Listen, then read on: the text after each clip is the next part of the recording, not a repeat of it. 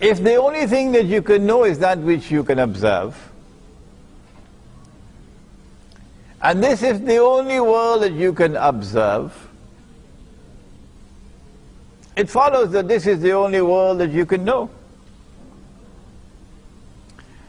And when you accept that this is the only world that you can know, one day you'll be led to conclude that this is the only world that exists. For all intents and purposes, practical reality, most of mankind now accept that this is the only world that exists. If this is the only world that exists, then there is no reality beyond material reality. Welcome to Dajjal. So that woman there, that's all she is. She's a woman. She is flesh, and she is blood, and she is bones. She's a thing to be enjoyed. And there's nothing in her beyond her material being. And when woman is approached in that context, then love eventually gives way to lust. When woman is approached with that conception of reality, it's only a matter of time before love will give way to lust. And that is the destruction of happiness in marriage. And that's where we are today. At no time in history have there been more divorces than there are today. That is progress. That's progress. Divorces are becoming so common now that tomorrow marriage is for the birds. Nobody's going to bother about marriage. You use her and you enjoy her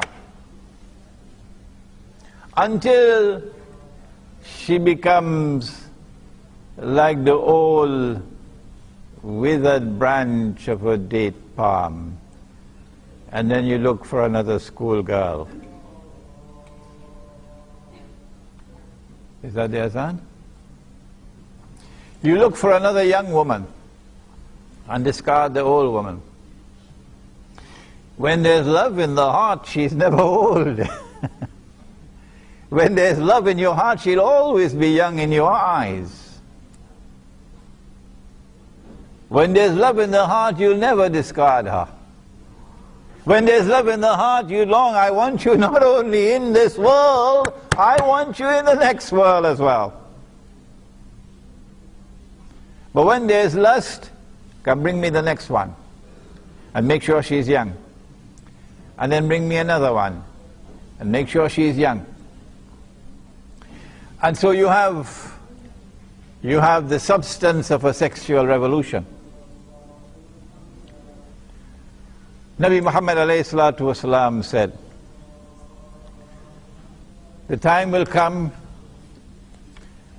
when people will have sexual intercourse in public like donkeys. And that's where we're heading. Is that progress? Is there any government in the world which could prevent the movement in that direction? Show me one. I don't know anyone. What we are witnessing, therefore, because of Dajjal's attack, what we're witnessing before our very eyes is a program put in place for the eventual collapse of society. So people performing sexual intercourse in public like donkeys, that's the collapse of society. I got an email from an African student in Paris 2-3 mornings ago. He said, Sheikh, he's a university student, he says, Sheikh, all I have to do is to go to my dormitory window and look outside, and I can see them having sexual intercourse in public. They probably come to the front porch of their apartment, they remove the blinds and so on, so if you're in the next building, you can watch them and see them.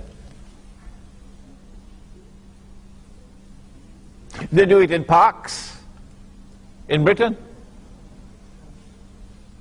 And they turn on the lights in the motor car, and they're doing it in the car, and people passing by and watching. And one friend of mine here in KL told me he was walking on a street in Tokyo and he saw them in public in Tokyo. This is the modern age of Dajjal. And it's time for us to recognize that Dajjal now controls the modern age.